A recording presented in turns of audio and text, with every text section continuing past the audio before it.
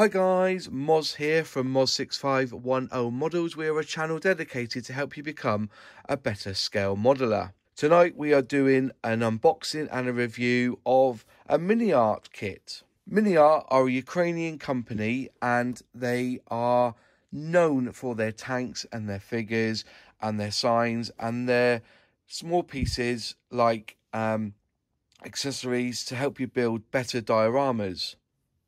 But they've brought this kit out in 2019 and it is the Avro 671 Rota Mk.1 RAF. And just by looking at the box art, this is going to look like an impressive kit. So it's a 1:35 scale Autogyro. That's what it is. People say helicopter. No, it's an Autogyro. Part number 41008. Unassembled plastic model kit. It's a decal sheet for 4 options. Photo etch parts are included. So you're going to have a lot to do on this kit. The actual box art looks fantastic. There's a name there saying Booth 2019. Don't know much about him, but I'll do a bit of research on him later. Got some information on the side of the box. The English bits there just telling you exactly what's in there. Not suitable for children under 3 years because of small parts, understandable. It's basically for modelers over 14 years and over. And there's the address of MiniArt models. Just along the side of the box, you also have the box art again and just some information. It comes with 4 different designs on the decal sheet, so you can paint it in these 4 sort of systems. And then you go back on there. So let's turn the box around. Let's have a look inside and see what's in the box. First off, it's a top opening box, and inside you get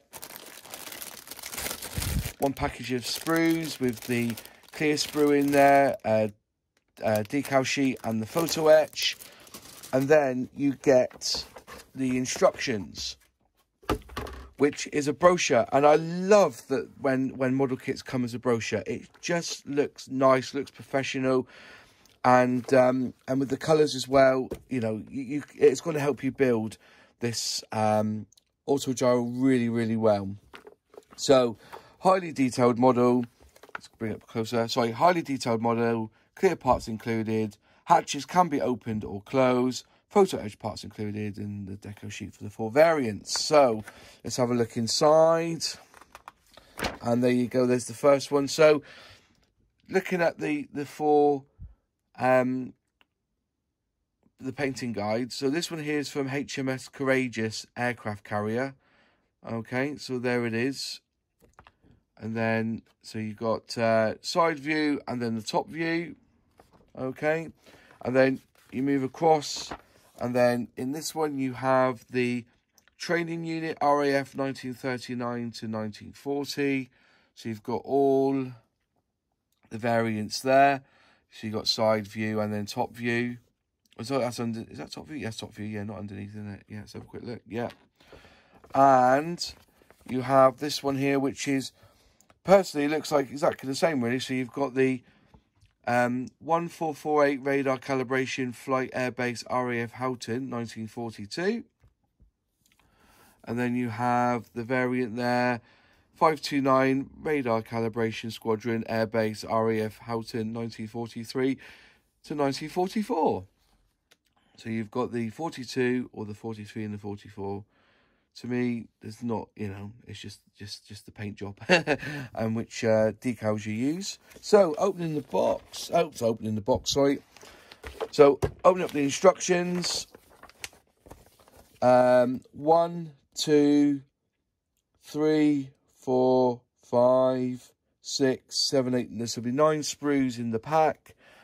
You got your photo etch part and your decal sheet, and then you have your call out there for your colours, which are in Vallejo, Mr. Colour, Life Colour, Tamiya, AK, Mission Models, and Hattica. So you've got 1, 2, 3, 4, 5, 6, 7 call-outs. That's brilliant. And also they've got the Russian version there. But that's brilliant, that is. So you've got quite a few there. So whichever one you want to use, all the call-outs are there and they're all numbered brilliantly. So through the instructions. Obviously, you're going to start on the engine with this kit. Nicely put together there. PE is the photo etch, so the photo etch goes in.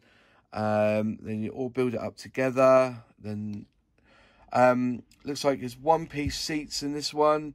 Frame on the back for the, I guess that's the front pilot, also the rear pilot and the front pilot. Then all the frame, your levers, your cockpit itself, or your dashboard there for your cockpit. Levers there. So yeah, there's so that frame is for your back pilot, and then your small triangle frame goes for your front. All together now, all comes together, and there's your side pieces, your front bit, and then it all goes together. The photo etch, I gather, is the seat belts, so that's nice. Moving on to the next page, you start on what they call the well, I suppose it's the mainframe stroke fuselage on this thing. Putting that all together. My little tip is to dry fit them on this one here, squeeze them together, then glue it after. That's what I tend to do, to make sure it's all nice and fitted properly. Then you start with doing the stands for the rotor blade and the main rotor assembly. Is this right? Are these swash plate covers? I think these are swash plate covers. Building on through, putting the fronts on, the canopies, or basically windscreens, all the way through, and then you all put it together. There's your wheels there. A minute. You're starting to build up the tail blade, rotor, the tail flaps, vertical stabilizers, all that bits in that one there. So all the way through, you put the engine on there, going down through, your wheel frames on the side. Yep, so the wheels are in 4 bits. So you've got the 2 wheels, then you've got hub and hubcap there. All goes together nicely, which is a shame because it actually hides that nice detail there. All the way through you go. Putting on some more photo etch on the edges here, and then finally you start doing the rotor, and you've got looks like you've got 3 options on the rotor: a flying position with a bit of photo etch in there, or transport position, flying position, transport position. I don't know if they're movable in or after. Let's have a look when I get it together, but you've got your 3 blades there for your 3 sprues, and then you go back to the colour call out. So there you go. That is the brochure that comes with it, and it's really nice and glossy, and looks quite simple to do. Now it's time to open get the sprues out. Let's open the bag. So the decal sheet and the clear plastic is all in a separate bag. So we'll open that up and have a quick look.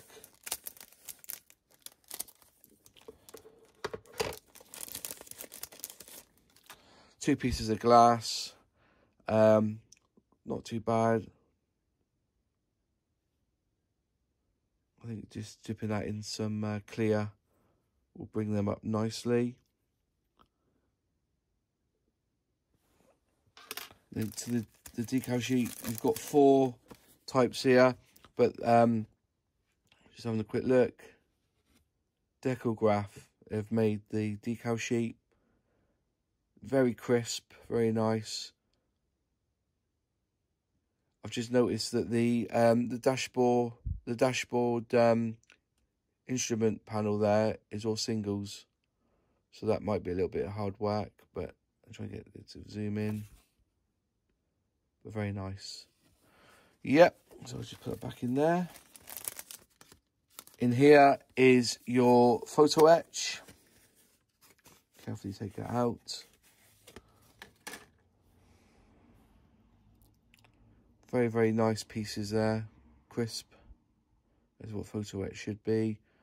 There's your parts for your engine there. And there's your part there, which is your swash plate. There's your seat belt there and your buckles along there as well. Nice, actually, very nice. Nice bit of photo etch there. Right, down to the brass tacks now. We've got the blades.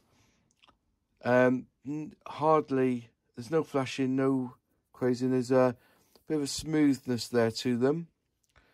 I would suggest giving them a good prime before you give them a good prime before you spray them. You get 3 of them because there's 3 blades on this one, 1, 2, and 3. So this has come like this, and unfortunately, it's got a bit of damage. It's actually caught together there. It's actually snapped and caught of like linked together. Try to be careful here not to break anything off. But it is actually snapped. You can see that it's snapped in the box. So I am going to have to gently prise this apart. Unfortunate that is, it's actually just broken there.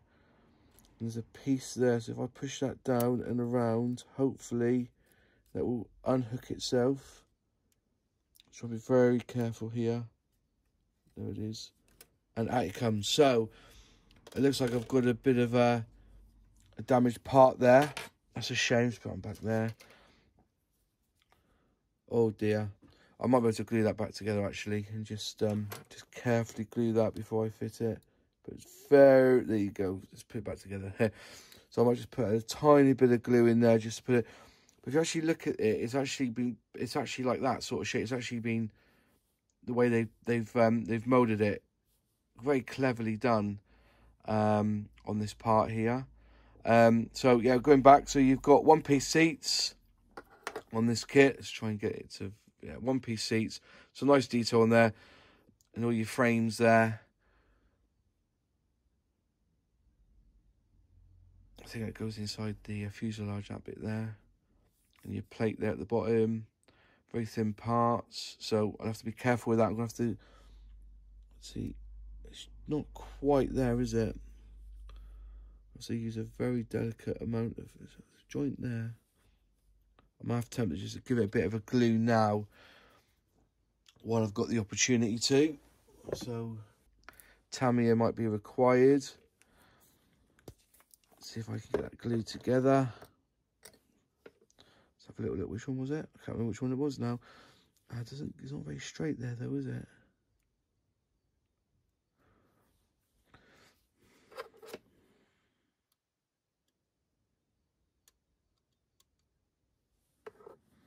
I think that's pretty much there.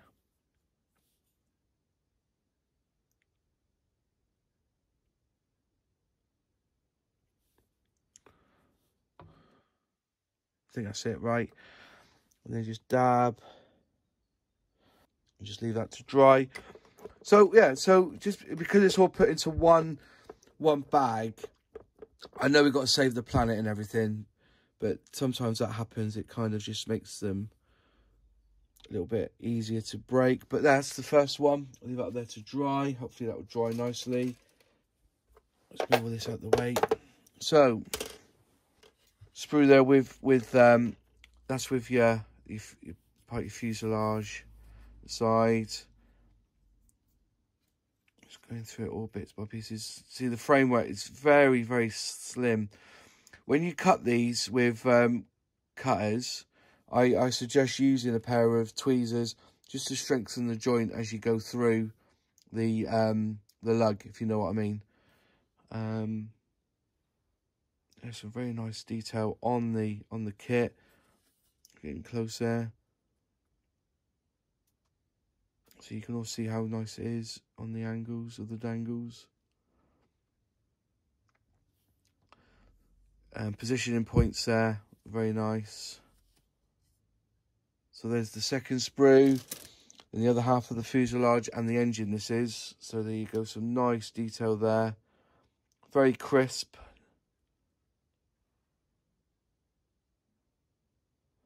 And there's your dashboard there for your cockpit. It's getting a bit close. Whoops, just caught the camera slightly then.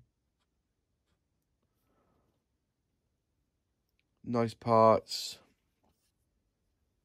Inside detail as well.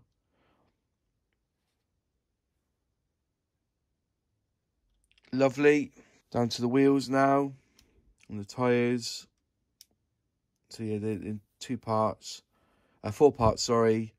Glue them all together, then put the hubs on the outside, which will lose that. I think that looks pretty smart, to be honest. I like the spoke look, but you end up hiding that when you put the hubs on, I think.